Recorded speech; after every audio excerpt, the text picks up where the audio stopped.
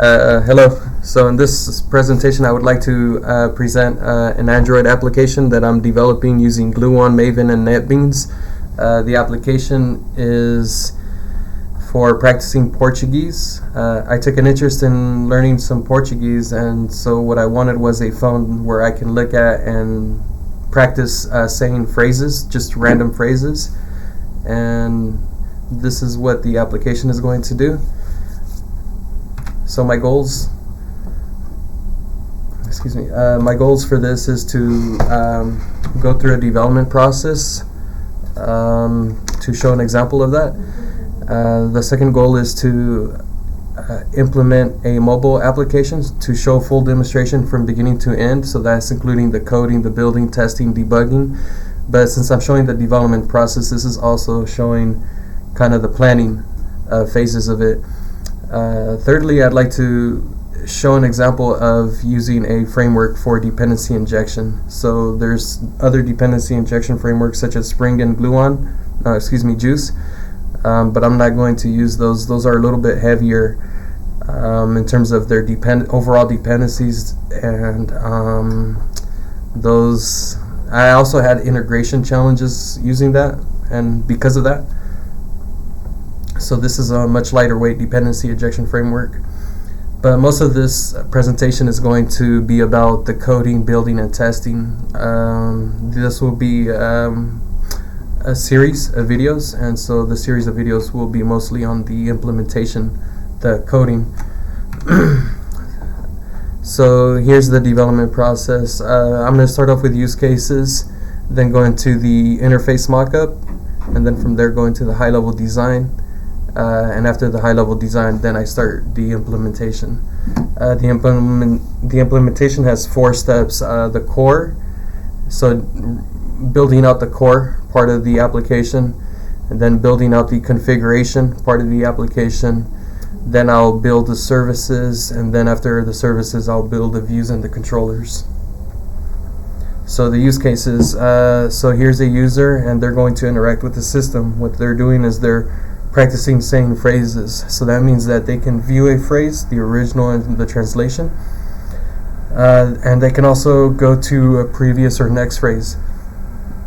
Externally, there's one data source. There's a phrase data source that will update phrases. So the application itself will have a selection of phrases that will be, provided to the application. The interface mockup is like this. So I have my original, my phrase in original language. So, hi, my name is Ricardo, for example, and then the translation in Portuguese is Oi, meu nome é Ricardo. That would be the translated phrase. And with this interface, a user, myself, can go to next or previous, look at different phrases. And I can also show and hide the translation. So the high-level design, usually I like to start off with a package diagram, but this is such a simple application that I'm going directly to a class diagram. The controllers have a reference to a phrase object. The phrase object in this case is a selected phrase. So that's kind of a state of the application. The controllers, based on the user hitting next or previous, will reference a phrase service and invoke its methods, next or previous. This is interface.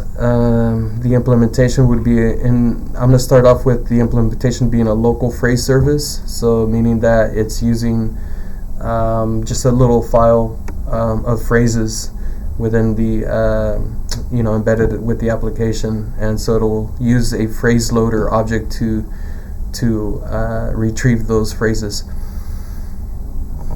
And that's the design. As I said, it's pretty simple. So I talked about the use cases, I talked about the user interface, I talked about the high-level design. Now I can talk about the implementation. So the implementation, as I said, there's the core package, there's the configuration package, services package, and controllers package. In the core package, I have only a phrase data transfer object. So the phrase object has the string and the original and translation fields. Configuration. The core package is more or less independent of the application. There's no dependency injection going on, or really nothing to do with the application. You can think of it as it could be a good candidate to extract, and even at the design phase, just put into its own module. But this is so small that I'm not gonna create a separate module for that. So then there's the configuration. Configuration holds the state of the application. So the state would be the current phrase. What's the current phrase, and is it visible or not? So that's the configuration package. The services package has a phrase service and a local phrase service class. So these provide data to the application. Controllers. The controllers update the views and also take interaction from the users to invoke services. So that's pretty simple. So this is a very simple application. Really, I have 4 packages that I'm going to create, break this up into.